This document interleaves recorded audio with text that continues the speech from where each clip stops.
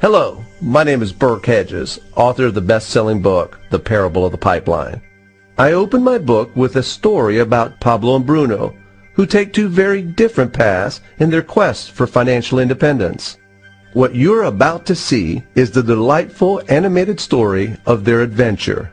So, sit back, relax, and enjoy the life-changing lessons in The Parable of the Pipeline.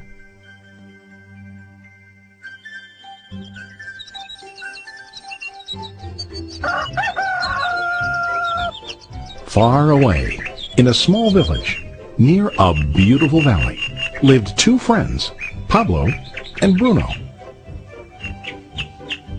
They were both young and dreamed of a better life for themselves.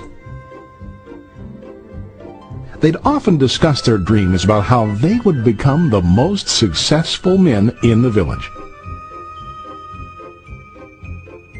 They weren't afraid of hard work, and they searched for opportunities to help realize their goals and achieve their dreams. One day, an opportunity presented itself.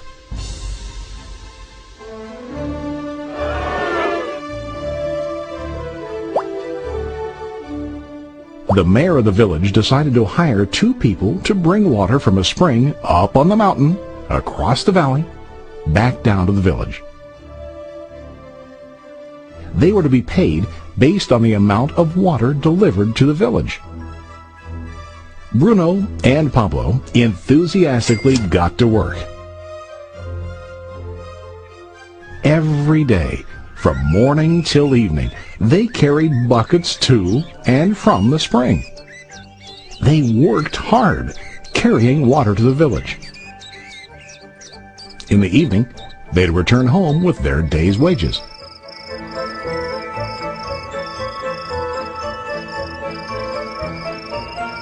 Bruno was satisfied with his work and the money he earned.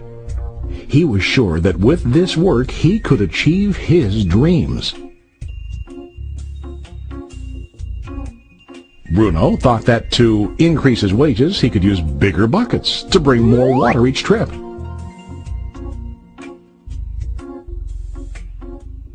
He believed with a larger income he would soon be able to buy a cow and the house that he dreamed about.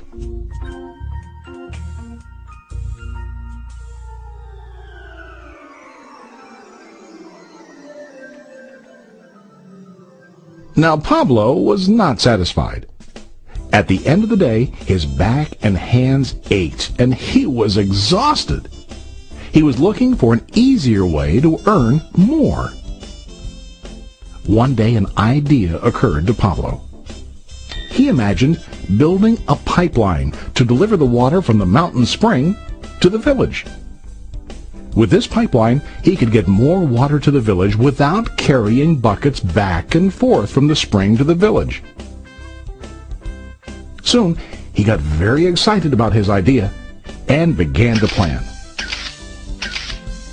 Pablo, of course, shared his idea with his friend Bruno and asked him to join with him to work on and help build the pipeline. Bruno thought the idea was crazy. All Bruno could think about was what his money could buy today and how to get it quicker. He felt that building a pipeline would slow him down and delay him in achieving his goals. Instead, Bruno got bigger buckets and went more often back and forth, fetching water.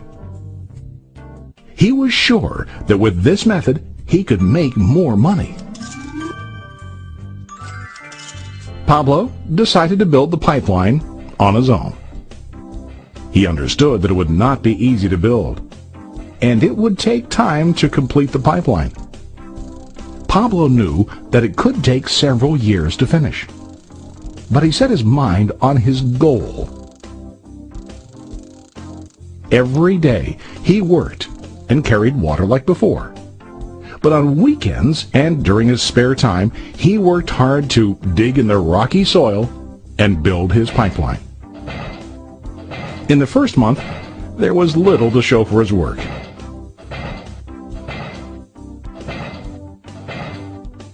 Bruno and the villagers laughed and teased him. They called him Pablo the Pipeline Man. During this time, Bruno's income doubled. He already bought a cow and a bigger house. His lifestyle changed. He now spent time after work in the bar, enjoying his hard-earned wages from delivering water.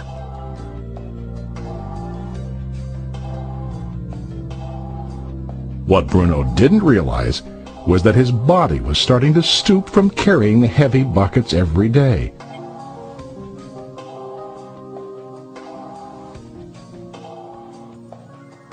His face looked worn and his body tired. Soon, he began to carry less and less water due to the wear and tear on his body.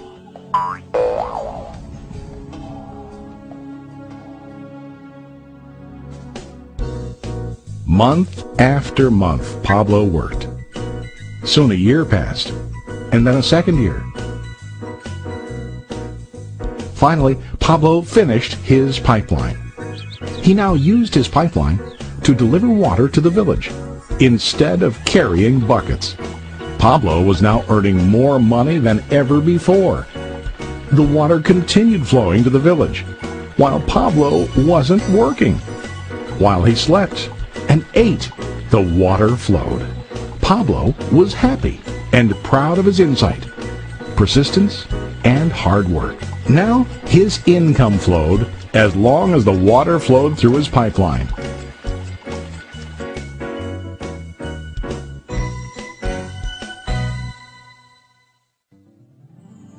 The story of Bruno and Pablo is a reflection of life. Their jobs symbolize what most people do to earn money. Bruno gets his money using buckets. He goes back and forth, carrying his buckets from the spring to the village in exchange for money. To increase his income, he either has to go more frequently to the spring or to use larger buckets. It's common in real life to increase our income by working harder. For example, working overtime or getting a second job. We also increase the size of our buckets by accepting a higher paying position, which often includes spending more time on the job. Most of us exchange time for money like Bruno. We know that every person has only 24 hours in the day and that it's not possible to use all our time to work. The most difficult time comes when we can no longer exchange time for money due to age, health, or other reasons. Then, our income stops. Now let's review what Pablo did. Very wisely, Pablo did not exchange all of his time for a limited income, but he used some of his time to build a pipeline. He knew that the pipeline would bring ongoing income as long as the water flowed. An ongoing income that multiplied the time he worked each day. Pablo knew that someday, maybe because of age or health, he would no longer be able to exchange his available time for money. Pablo knew that if he could make his idea of a pipeline work, then he only has to do the hard work of building the pipeline. After the pipeline was completed, Pablo was able to monitor and maintain the flow of water to ensure that his income will continue. Pablo has shown us that to earn an income, we don't always have to directly exchange time for money. There really are better ways. How about you? Are you still like Bruno, who directly exchanges time for money? Or do you want to be like Pablo, building and maintaining a pipeline for ongoing income? If you are interested in the idea of building your own pipeline, contact the person who lent you this presentation. You can start building your pipeline today.